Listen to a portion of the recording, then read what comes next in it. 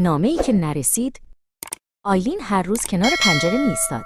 قاب چوبی پنجره برای او حکم مرزی را داشت، میان دنیای ساکت اتاقش و دنیای پرهیاهوی بیرون که بوی باران و خاک میداد.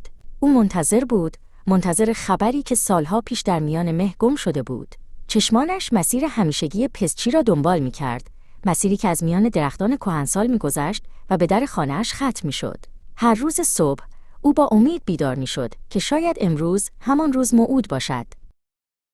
خاطرات آیلین مانند برگ‌های پاییزی، زرد و شکننده اما ماندگار بودند. او روزی را به یاد می‌آورد که کیان رفت. آسمان آن روز هم مثل امروز تیره و بارانی بود. باد میان شاخه‌های بید مجنون می‌رقصید و گویی زمین و زمان در سوگ یک خداحافظی بی کلام بودند. کیان بدون آنکه حرفی بزند در میان قطرات باران محو شد و تنها چیزی که باقی ماند طعم تلخ کلماتی بود که هرگز بر زبان نیامدند. سالها گذشت و دفتر خاطرات آیلین پر شد از نامه‌هایی که هرگز پست نشدند.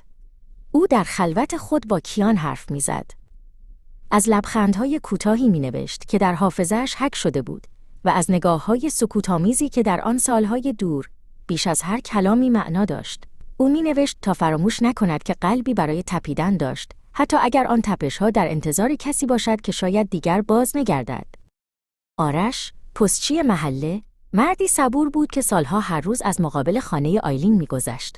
او می‌دانست که چشمان مشتاق آیلین به دنبال چیست. گاهی که نامه‌ای برای خانه‌های دیگر داشت، نگاهی گذرا به پنجره می‌انداخت و با لبخندی غمگین کلاهش را به نشانه احترام از سر برمی‌داشت. او می‌دانست که بار سنگین انتظار گاهی از تمام بسته‌های پستی که جابجا می‌کند سنگین‌تر است. زیباترین خاطره آیلین مربوط به عصری بود که کنار هم روی نیمکت پارک نشسته بودند. هیچ کدام حرفی نمی‌زدند، اما سکوتشان پر از حرف بود. کیان به دوردست‌ها خیره شده بود و آیلین به دستان او نگاه می‌کرد. در آن لحظه آیلین حس می‌کرد که تمام دنیا در همان فضای کوچک میان آنها خلاصه شده است. آن روزها آنها نیازی به نامه نداشتند، قلب‌هایشان با هم سخن می‌گفت. زمان بیرحمانه می‌گذشت. تارهای سفید در میان موهای آیلین پیدا شدند و خطوط کمرنگی بر چهرهش نشستند. اما امید، مثل شعله‌ای کوچک در باد، همچنان در دلش روشن بود. او باور داشت که عشق واقعی گم نمی‌شود، فقط راهش را طولانی‌تر می‌کند. او هر روز صبح هنوز هم همان جای همیشگی می‌ایستاد، با این باور که هر چیزی که از دست رفته روزی به شکلی متفاوت باز خواهد گشت. یک روز صبح وقتی مه غلیظی تمام خیابان را پوشانده بود، صدای زنگ دوچرخه آرش زودتر از همیشه به گوش رسید. قلب آیلین تند زد. این صدا با همیشه فرق داشت. انگار ضرباهنگش خبر از اتفاقی میداد. آرش با عجله از دوچرخه پیاده شد و به سمت در خانه آمد. در دستان او پاکتی بود که لبه‌هایش کمی زرد شده بود، گویی سفری طولانی را پشت سر گذاشته است. آیلین در را باز کرد. دستانش می‌لرزید وقتی پاکت را از آرش گرفت. آرش با مهربانی سری تکان داد و گفت: این نامه خیلی وقت پیش نوشته شده، خانم آیلین. انگار در اداره پست قدیمی شهر لابلای قفسه‌ها جا مانده بود. آیلین نامه را به سینه فشرد. بوی کاغذ قدیمی و عطر ضعیفی از گذشته در فضا پیچید. او از آرش تشکر کرد و در را آرام بست.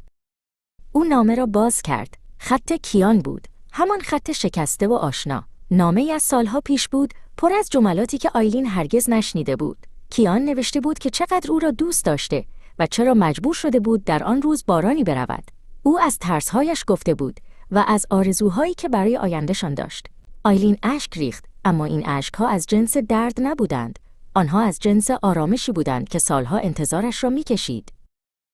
آیلین فهمید که آن نامه، هرچند دیر، اما در درست‌ترین زمان ممکن رسیده است. او یاد گرفت که صبر بخش بزرگی از عشق است و عشق واقعی هرگز از بین نمی‌رود، بلکه در گوشه‌ای از قلب زنده می‌ماند تا در لحظه‌ای غیرمنتظره دوباره نوری به زندگی ببخشد.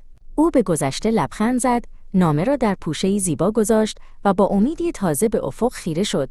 حالا دیگر او تنها نبود، او با خاطراتش به صلح رسیده بود.